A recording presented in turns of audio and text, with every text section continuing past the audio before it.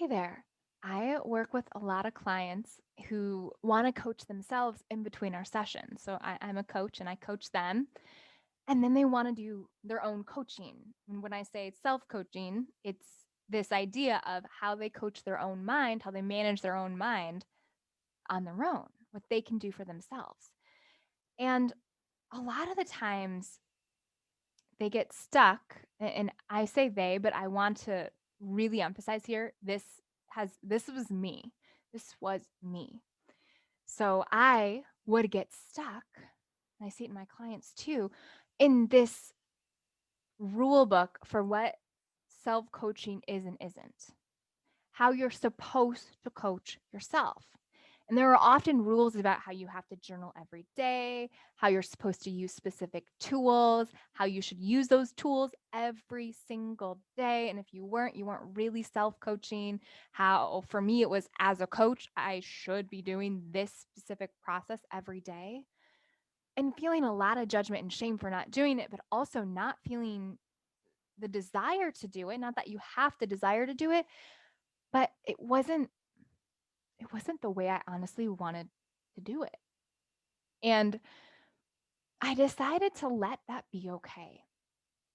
I decided to let it not be a problem to coach myself differently than having to journal every single day and write things down. And as soon as I got rid of those rules for myself, it was like this relief could wash over me. And from that relief, I come up with new ways to help coach my own brain.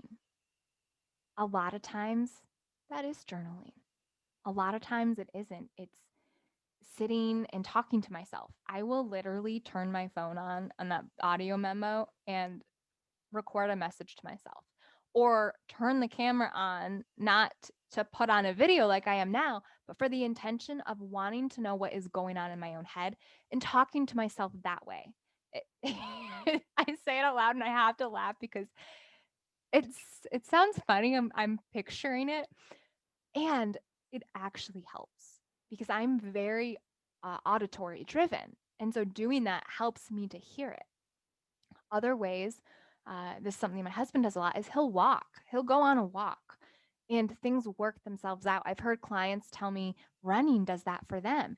When they run at first, they're just focused on the run. They're focused on the run. And as they get in the groove, that focus falls away and they're just able to kind of sit with their thoughts, not necessarily focused exactly on what they're thinking, but things help to work themselves out.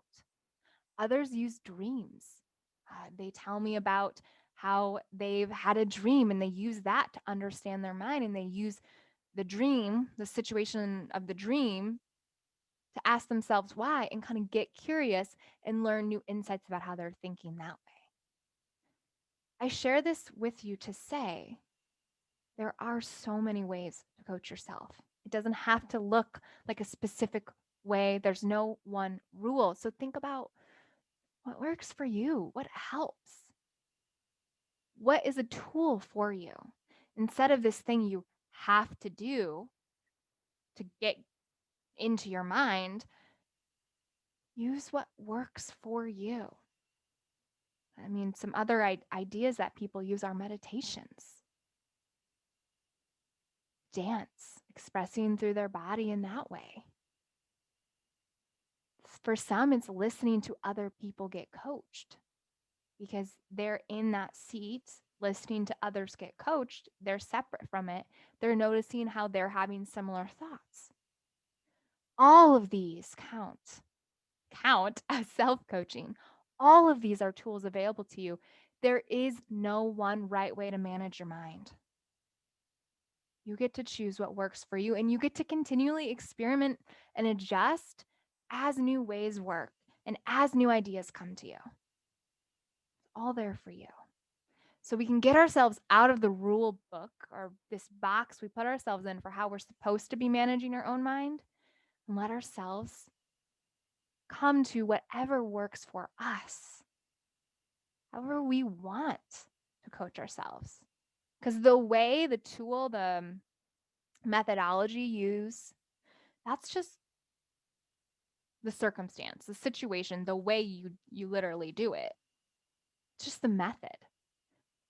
How it works comes down to your feeling, your mindset, and your approach as you're doing it. All right. That is what I have for you today. Thank you so much, and we will talk soon. Bye.